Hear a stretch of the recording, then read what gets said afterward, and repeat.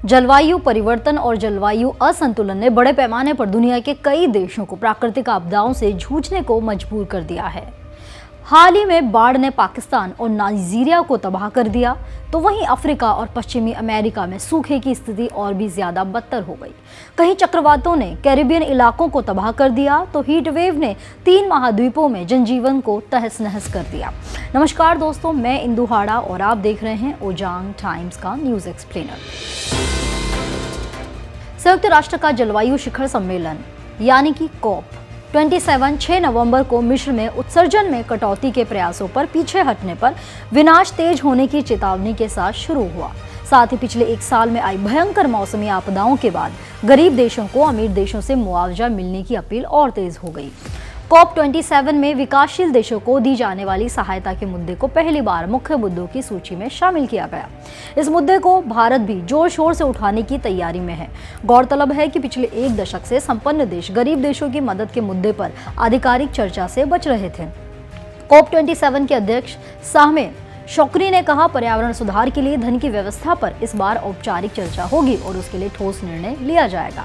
आपको बता दें कि सम्मेलन में 198 देशों के प्रतिनिधि हिस्सा ले रहे हैं। इससे पहले कोरोना संक्रमण के साए में 2021 में ग्लासगो में हुए COP 26 में संपन्न देशों ने विकासशील देशों की मदद के लिए स्थायी व्यवस्था बनाने के प्रस्ताव पर चर्चा को रोक दिया था।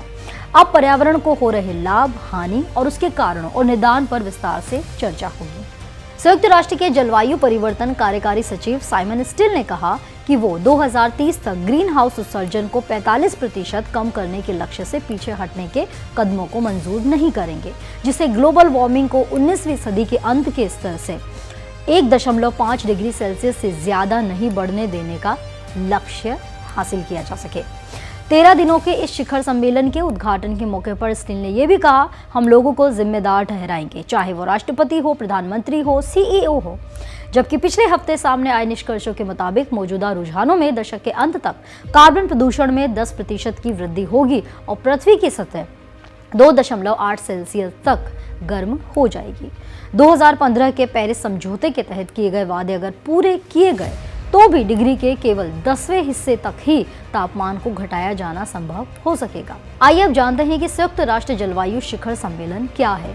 दुनिया में बढ़ रही तापमान वृद्धि को कम करने के प्रयासों पर सहमत होने के लिए दुनिया के अलग अलग देशों की सरकारों के लिए हर साल संयुक्त राष्ट्र जलवायु शिखर सम्मेलन आयोजित किया जाता है, जिसे COP कहा जाता है। इस सम्मेलन में वो देश भाग लेते हैं जिन्होंने 1992 में मूल संयुक्त राष्ट्र जलवायु समझौते पर हस्ताक्षर किए थे। 6 से 18 नवंबर तक मिस्र में होने वाली ये COP की 27वीं बैठक है। आइए जानते हैं कि आखिर क्यों पड़ती है COP बैठकों की आवश्यकता। तेल, गैस और कोयले जैसे जीवाश्म ईंधन आदि उत्पादों के उत्सर्जन से दुनिया गर्म हो रही है। संयुक्त राष्ट्र के जलवायु वैज्ञानिकों inter governmental panel of climate change यानी कि IPCC के अनुसार वैश्विक तापमान 1.1 सेल्सियस बढ़ गया है और 1.5 सेल्सियस की ओर बढ़ रहा है। यदि तापमान 1850 के स्तर से 1.7 से 1.8 सेल्सियस तक बढ़ जाता है तो IPCC का अनुमान है कि आधी आबादी जीवन के लिए खतरनाक गर्मी और उमस के संपर्क में आ सकती है। इसे रोकने के लिए करीब 194 देशों ने 2015 में पेरिस समझौते पर हस्ताक्षर किए, जिसमें वैश्विक तापमान वृद्धि को 1.5 सेल्सियस तक सीमित करने के प्रयासों को जारी रखने का वचन दिया गया था। और भारत इकलौता G20 देश है जो पेरिस समझौते के तहत 2030 के लिए तय लक्ष्य के अनुरूप बढ़ रहा है। अफ्रीका में 5 बार COP की मेजबानी की जा रही है और वर्तमान में सूखे के कारण पूर्वी अफ्रीका में करीब 2 करोड़ लोग खाने की कमी से जूझ रहे हैं। ऐसे में COP 27 का आयोजन दुनिया का ध्यान जलवायु परिवर्तन के गंभीर प्रभावों की ओर ध्यान आकर्षित कर सकता है और यही कारण है जिसकी वजह से इसे मिस्र में आयोजित किया गया है। वायुमंडल में बढ़ रहे तापमान का असर है कि 1993 के बाद हिम शिखरों के पिघलने की रफ्तार बढ़ी है और समुद्र के जल स्तर में 2 गुनी रफ्तार से बढ़ोतरी हो रही है। इसका नतीजा ये हो रहा है कि समुद्र के किनारे बसे शहरों की जमीन कम हो रही है और पलायन तेजी से बढ़ रहा है। तापमान बढ़ने के कारण मौसम भी बदल रहा है और प्राकृतिक आपदाएं भी अपना असर दिखा रही है। ये बात विश्व मौसम संगठन यानी WMO की रिपोर्ट में कही गई है।